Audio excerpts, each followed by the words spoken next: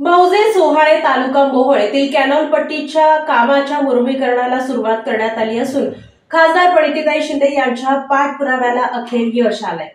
सोलापूर जिल्ह्यातील मोहोळ तालुक्यामधील मौजे सोहाळे येथे 11 मायनर ते अंकुश जगताप शेतापर्यंत कॅनॉल पट्टीचे मुरमीकरण आज ताब्यात करण्यात आले नव्हते। यामुळे विद्यार्थी, शेतकरी, ग्रामस्थांना ये-जा करण्याकरिता अडचणी निर्माण होत होत्या।